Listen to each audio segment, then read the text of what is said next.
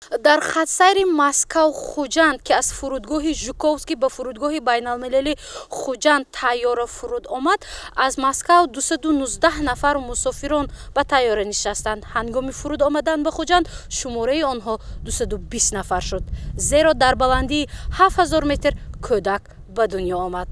Чӣ гуна тавлидро қабул карданд? Месанчас гӯш мекунам.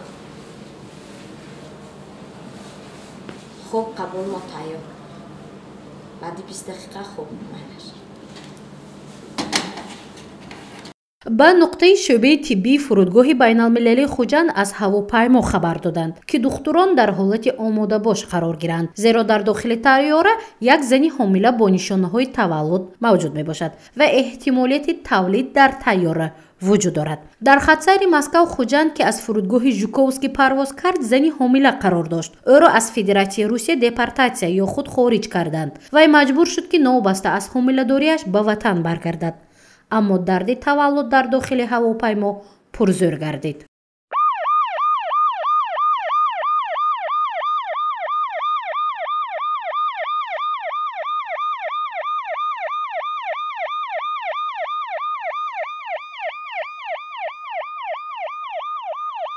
зани ҳомила ки сокини чоркӯҳи шаҳри Исфара мебошад, дар баландии 7000 метр дар дохили тайёра таваллуд кард. хушбахтона дар ҳавопаймо духтурон қарор доштанд ва барои тавлиди бехатар ба зан кӯмак карданд. Маҳлиёхон Абдумаҷидоваи 26 сола ҳамроҳи ду кӯдакаш қарор дошт ва дар тайёра кӯдаки сеюмашро ба дунё овард.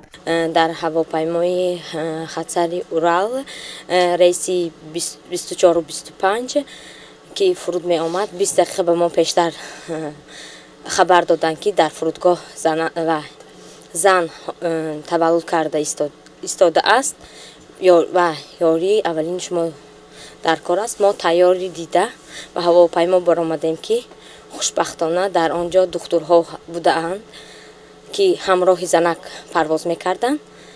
ёрии аввалини тиббӣ расонида занро ва кӯдакашро нағз таваллуд кунонда ёрии тиббиро расонда. Фарангиз Азизода, навбатдори нуқтаи тиббии фурудгоҳи байналмилалии Хуҷанд, аз тайёра модару тифлро қабул карда ба онҳо ёрии аввалини тиббӣ расонд.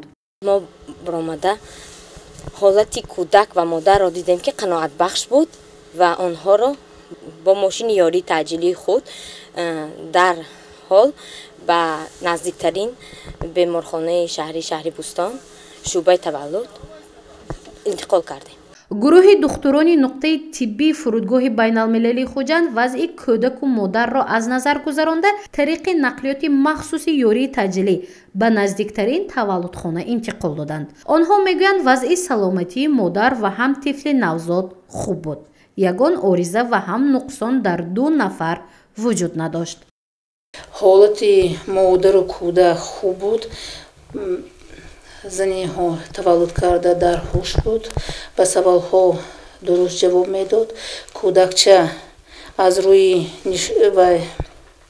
ҳомилдорӣ расо буд. ҳамаш хушбахтона хуб анҷомид. модару кӯдак мо ба дасти духтурони таваллудхона ва хешовандон дар ҳолати хуб супоридем.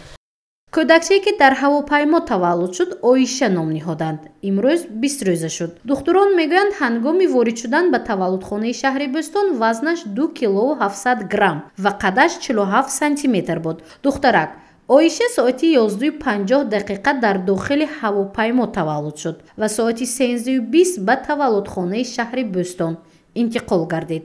ба қавли духтурон, Оиша ҳушёрча будааст. дар тайёра таваллуд кардаро ба мо ворид намуданд. бо роҳбаладии ҳамшираи тибби фурудгоҳ ва духтури фурудгоҳ дар ҳолати қаноатбахш. мо модарро аз назар гузаронидем, тифлро аз назар гузаронидем. дар ҳолати қаноатбахш муддати 3 рӯз дар мо бистарӣ шуданд ва дар ҳолати қаноатбахш ба хонашон ҷавоб дода шуданд.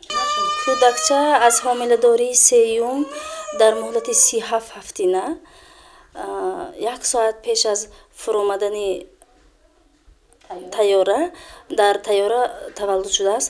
тавлиди тифл дар ҳавопаймо санаи 29 декабри соли 2022 ба қайд гирифта шуд. духтарак дар ҳомиладории сеюм ба дунё омад. тайёра дар фурудгоҳи Жуковский 219 нафар мусофиронро қабул кард. аммо фурудгоҳи Хуҷанд 220 нафарро қабул намуд. зеро оиша дар баландии 7000 метр ба дунё омад ва ҳоло 20 рӯза шудааст. аз саломатии тифлу модар касе шикоят намекунад, зеро хизматрасонии хубу босифатро анҷом доданд.